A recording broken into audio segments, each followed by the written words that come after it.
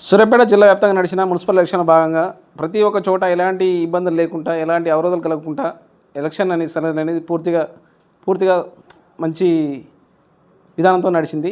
ఈ అన్నిటికీ ముఖ్య కారకులు ఎవరంటే మన సూర్యాపేట ఆర్డీఓ గారు నడిపించారు ఇదంతా ముందలుండి. దీని విషయంపై మనతో మాట్లాడుతున్నారు సార్. నమస్తే సార్, చెప్పండి సార్. ఈ మున్సిపల్ ఎలక్షన్లో ఎక్కడ చూసినా చిన్న లొల్లి కాకుండా మంచి పద్ధతిగా నడిపించేది ఎలా సాధ్యమైంది సార్? మెయిన్ థింగ్ మాకు జిల్లా కలెక్టర్ గారి ఆధ్వర్యంలో ఒక ప్లాన్ పరంగా సారు దశానిర్దేశాలు ఇచ్చాడు. సో ఏదైతే మాన్యువల్ ఉందో ఆ మాన్యువల్ బాగా మంచిగా ట్రైనింగ్ ఇచ్చాడు.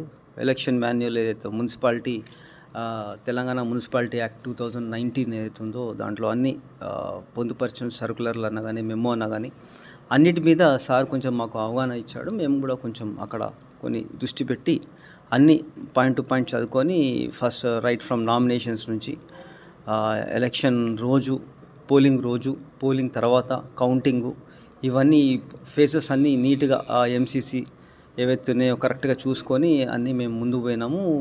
సారు బాగా మాకు మంచి గైడెన్స్ ఇచ్చాడు. సార్, అదేవిధంగా భూభారత సమస్యలు అనేవి మన చుట్టుపక్కల రైతులకు కానీ ఇక్కడ చుట్టుపక్కల పెనుమడ మండలం కానీ సూర్యాపేట మండలం కానీ చాలా సమస్యలు అక్కడక్కడ ఉన్నాయని కొంచెం తెలిసింది సార్.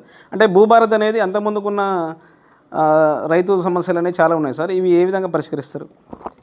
మేము ఈచ్ అండ్ ఎవ్రీ అప్లికేషన్ ఏదైతుందో మీ సేవలో పెట్టుకుంటున్నారు.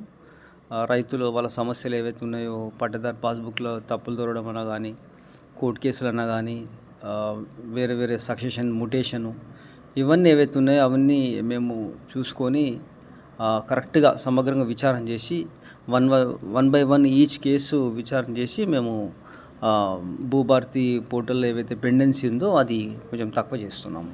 సో సరైన న్యాయం చేస్తున్నాం రైతులకు. సార్, అదేవిధంగా కొన్ని చోట్ల ఇంధనం మిల్లు కట్టుకున్న వాళ్ళకి కానీ వేరే సపరేట్ కొంత సొంత ఇల్లు కట్టుకున్నాను కానీ ఇసుక సమస్య అనేది అక్కడక్కడ పెనుమాడ మండలం కానీ సూర్యాపేట మండలం కానీ కొంచెం ఎక్కువ ఉంది సార్. ఇది ఏ సమస్య అనేది ఏ విధంగా మనం పరిష్కారం? ఇందిరమ్మ ఇండ్లకైతే మేమైతే ఇస్తున్నాము. ఫస్ట్ టాప్ ప్రియారిటీ అదే మాకు. ఫస్ట్ గవర్నమెంట్ స్కీమ్స్ ఏవైతే ఉన్నాయో గవర్నమెంట్ స్కీమ్స్కి ఫస్ట్ ఏదైతే ఉందో అందుబాటులో ఉన్న ఇసుక రీచ్లన్నా కానీ అక్కడి నుంచి రీచ్ నుంచి మేము ఇవ్వడం జరుగుతుంది. సో అక్కడ ఎలాంటి మాకు దృష్టి వచ్చినా మీరేమన్నా మీ దృష్టి వచ్చినా మాకు చెప్పండి. ఏదన్నా కానీ మేము కఠిన చర్య తీసుకుంటాం. సార్, మనకి ఇప్పుడు నెక్స్ట్ వచ్చాయి ఎంపీటీసీ ఎలక్షన్లు, జెడ్పీ ఎలక్షన్లు పెడుతున్నారు కదా, ఈ రిజర్వేషన్ అనేది ఏ విధంగా ఉండబోతుంది?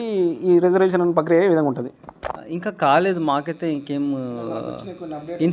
మీ అప్డేట్స్ ఏమో కానీ మాకైతే ఇన్ఫర్మేషన్ లేదు. ఎందుకంటే మాకు గవర్నమెంట్ నుంచి వస్తాయి. మాకేమన్నా వచ్చినప్పుడు వాళ్ళు తెలిపినప్పుడు మీకు చెప్తాం. మేము ఎట్లా చేస్తామో అప్పుడు చెప్తాం.